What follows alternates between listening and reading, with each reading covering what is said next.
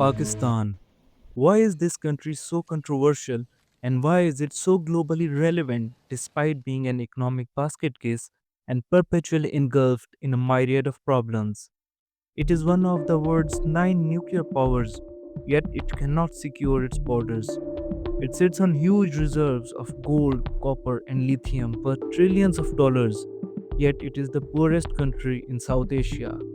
It has the sixth largest army in the world, yet terrorist groups are wreaking havoc in the country.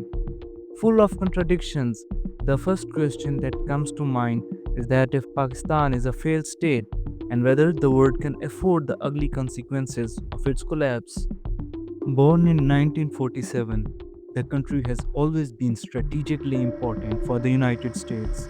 From the Cold War era, when it provided military bases to America, to manufacturing Taliban for repelling the Soviet army from Afghanistan and becoming America's strategic ally during the War on Terror, the country has remained an important actor on the international stage. But ironically, its relevance became a source of its deterioration. Its military emerged as a major political force and greatly undermined the democratic culture in the country.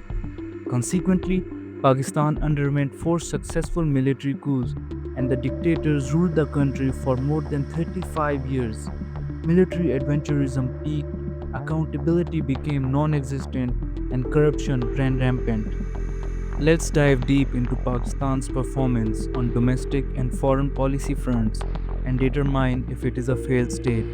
Stay tuned because there's a lot more that you do not know about this fractured country. Pakistan started its nuclear program in the 1970s after India conducted its initial nuclear test in 1974. The program, codenamed Project 706, gained momentum when Pakistan got its hand on the design of a centrifuge used to enrich uranium. The design was acquired by nuclear scientist Dr. A.Q. Khan, who was spying for the government of Pakistan in Belgium. 20 years later, despite harsh economic sanctions and international isolation, Pakistan tested its nuclear weapons in 1998. However, it criminally neglected investment in the human development along the way. It remains only one of the two countries in the world where poliovirus is still rampant. Literacy rate is only 60% and one out of every four children suffer from malnourishment. It represents a classic case of security state where the elite focus on the imaginary threats instead of addressing issues afflicting the nation. Pakistan has the worst record when it comes to freedom of expression and media freedom. It ranks at 152 out of 180 countries on Press Freedom Index, banning newspapers that write against the military and government, suspending TV outlets that air unconventional views, and abducting and killing journalists are commonplace. If that was not enough, the government has recently introduced the Prevention of Electronic Crimes Act. It has authorized the government to gain full control of social media platforms and empowered it to declare any piece of news as fake or disinformation. The disseminator can be imprisoned for up to 3 years. Such draconian rules illustrate the government's intolerance of dissenting opinions. Besides the crackdown on freedom of expression, Pakistan is also infamous for a violation of a host of other fundamental human rights. The rights of religious minorities are at a grave risk. There have been countless incidents of mob lynching of members of religious minorities and vandalism of their religious sites.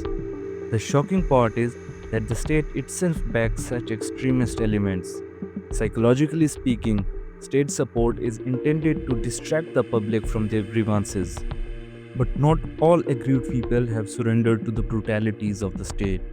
The separatist movement in the southern province of Balochistan has become a serious threat to the integrity of the state.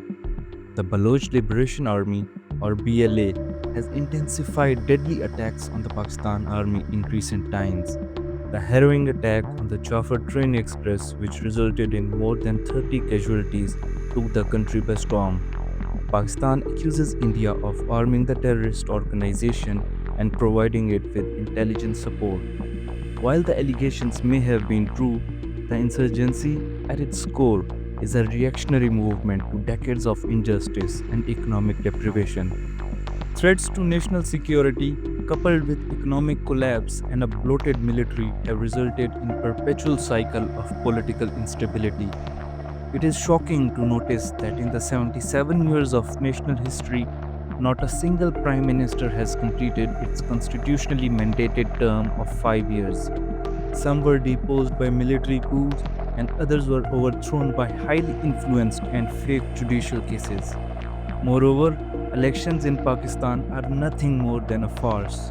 Numerous international watch groups have pointed out discrepancies and massive riggings in elections by the army.